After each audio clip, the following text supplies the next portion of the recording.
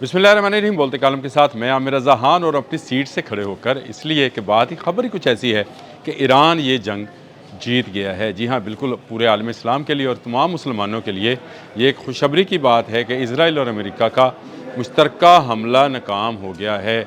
और अब जहाँ पर ये दोनों जो हैं यानी नेतन बेंजामिन याहू और डोनाल्ड ट्रंप जो है आपस में झगड़ रहे हैं कि तुमने मुझे धकेला और तुमने मुझे धकेला है, वहीं पर अब डोनाल्ड ट्रंप ने अपने दामाद पर भी इल्ज़ाम आयद कर दिया कि उन्होंने मुझे ईरान पर हमला करने के ऊपर उभारा था।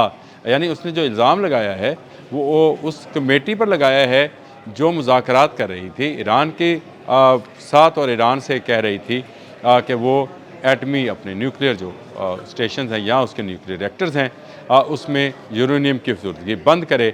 लेकिन डोनाल्ड ट्रंप के ताज़ा तरीन बयान में एक तो शिकस्त नज़र आई और दूसरा उन्होंने अपनी शिकस्त का ज़िम्मेदार उस कमेटी को करार दिया जिसमें स्टीव विटकॉफ थे जो कि एलची हैं, ख़ुसूसी एलची हैं मिडल ईस्ट और एशिया के इस इलाके के लिए। फिर उनके दामाद हैं जेराड कोहेंस, वो कोशर वो जो हैं वो शामिल थे। और इसके साथ साथ उनके जो वज़ीर जंग हैं पीट हेगसेथ, उनको उन्होंने कहा है कि इन्होंने मुझे बताया कि ईरान पर अगर हमला ना किया तो ईरान अमेरिका पर हमला कर देगा। कैसी मज़े की बात है। जो झूठा होता है उसके लिए यही काफ़ी होता है कि उसके दादोशुमार जो हैं ऊपर नीचे होते हैं। तो क्या अमेरिका ये जानता है कि ईरान के पास ऐसा ICBM है, इंटरकॉन्टिनेंटल बैलिस्टिक मिसाइल, जो अमेरिका तक जा सकता है, यानी 12,000 किलोमीटर का फासला तय करके अमेरिका के किसी शहर को निशाना बना सकता है। तो फिर डोनाल्ड ट्रंप को कैसे इन तीन बंदों ने इस बात पर कायल किया कि अगर आपने हमला ना किया तो ईरान हमला करेगा।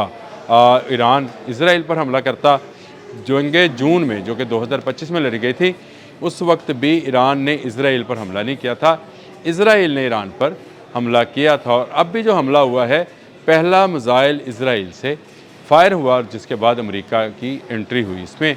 और इस तरह से ईरान को जो है इन्होंने ये समझा कि इनका जो है 5th फ्लीट मौजूद है, पूरे मिडल ईस्ट में इनके फ़ौजी अड्डे हैं। फिर इन्होंने अब्राहम लिंकन जैसा बड़ा बहरी बेड़ा जो है नॉर्थ चाइनीज़ सी से खलीज की तरफ मुंतकिल किया।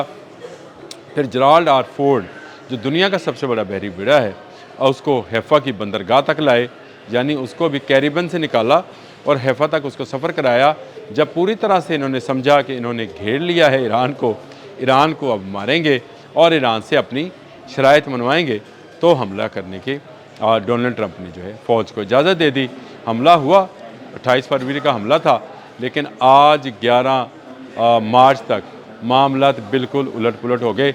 मेरी वो बात सच साबित हुई आज जो मैं कहता था कि अब ये कहेंगे कि मुज़ाकरात करो, ईरान नहीं करेगा। अमेरिका कह रहा है कि मेरे साथ मुज़ाकरात करें और अब्बास अराग़ची का बयान आ गया है कि हम इनसे कोई मुज़ाकरात नहीं करेंगे, क्योंकि अगर ये मुज़ाकरात एक तरफ मुज़ाकरात की बात करते हैं और दूसरी तरफ ये पीठ पर छुरा घोंपते हैं, यानी हमला कर देते हैं। यही हुआ, अमान को सालस बनाया, अमान के मुशीर को साथ मिलाया, अमान का सफ़ीर पैगाम लेकर डोनाल्ड ट्रंप के मुकर्रर करदा एलचियों से के पास जाता था, वहाँ से जो पैगाम आता था वो अब्बास अराग़ची तक पहुँचाता था। लेकिन इस सारे मामले में अमेरिका अपनी फ़ौजी तैयारी कर रहा था जिसको ईरान ने तहस नहस कर दिया। जी हाँ, ईरान ने ना सिर्फ उसके इरादों को मलिया मेट किया बल्कि उसके साथ शामिल इत्तेहादी ममालिक को भी, जहाँ जहाँ अमरीकी फ़ौजी अड्डे थे, आज वहाँ सिर्फ तबाही के निशानात बाकी रह गए हैं। और तबाही इस हद तक हुई है कि डोनाल्ड ट्रंप ने पाबंदी लगा दी अपनी प्लैंडर लैब पर कि वो तस्वीरें जारी नहीं करेगा अमरीकी फ़ौजी अड्डों की, जहाँ पर ना रडार बचे, ना फ़ौजियों के रहने के कमरे और ना फ़ौजी। अभी तक 140 लोगों के शदीद ज़ख्मी होने की सेंटकॉम ने जो है सेंटकॉम जिनका सेंट्रल कमांड ऑफिस है उसने तस्दीक की है। लेकिन मरने वालों और ज़ख्मियों की तादाद इससे कहीं ज़्यादा है। ना सिर्फ अमेरिका के फ़ौजी अड्डों को ईरान ने कामयाबी से निशाना बनाया, बल्कि इज़राइल का कौन सा शहर है जहाँ पर ईरानी मिसाइल ने बॉम्ब नहीं गिराए हैं। और क्लस्टर बॉम्ब से लेकर बैलिस्टिक मिसाइल्स तक के हमले जो हैं ईरान मुसलसल किए हुए हैं। तमाम मिडल ईस्ट के अंदर उसके शाहिद 136 ने تباہی مچائی، تمام ریڈار تھاڈ سمیت قیمتی ریڈار جو ہیں وہ تباہ و برباد کر دیے، اور اس وقت اگر سمجھا جائے تو ایران اس جنگ پر پوری طرح سے حاوی ہے۔ اربوں خربوں کہنا چاہیے، اربوں خربوں ڈالرز جو ہیں امریکہ آبنائے ہرمز میں ڈبونے کے بعد یہ کہہ رہا ہے کہ ایران بارودی سرنگیں ہٹائے۔ تو اگر ایران نے بارودی سرنگیں ہٹانی ہوتی تو وہ چاہیے کیوں تھی؟ ایران ہی ہٹا سکتا ہے۔ یہ جرأت امریکہ میں بھی نہیں ہے کہ اپنا جہاز تو دور کی بات، کشتی لے کر آبنائے ہرمز سے گزر جائے۔ پوری دنیا کی اکانومی کی شاہ رگ جو ہے ایران کے ہاتھ میں ہے، اور ایران نے اس پر پوری طرح سے قابو پایا ہوا ہے۔ ایران کسی ایک جہاز کو بھی وہاں سے گزرنے کی اجازت نہیں دے رہا ہے، اور جب تک یہ گزرنے کی اجازت نہیں دے گا، مڈل ایسٹ کے تمام جو عرب شیخ ہیں ان کی ساری تجارت جو تیل کی ہے وہ بند رہے گی، اور ان کی جو خوراک اور لباس ہے جو کہ باہر سے آتا ہے وہ بھی بند رہے گا، حتیٰ کہ ان کی ادویات تک بھی جو ہیں بند رہے گی۔ آپ آنے والے دنوں میں اگر یہ جنگ مزید جاری رہتی ہے، ایران جو ہے وہ اب جنگ بند نہیں کرتا ہے، یعنی اب امریکہ کے ہاتھ میں نہیں ہے۔ امریکہ تو اب کہہ رہا ہے میں پھنس گیا ہوں، مجھے نکالو۔ کبھی پیوٹن کے پاس جاتا ہے، کبھی چائنیز وزیر خارجہ سے رابطہ کرتا ہے، اور کبھی عرب ممالک سے کہتا ہے کہ مجھے بچاؤ، لیکن پھنسا اس قدر اس دلدل میں ہوا ہے کہ اب یہ دھنستا چلا جائے گا۔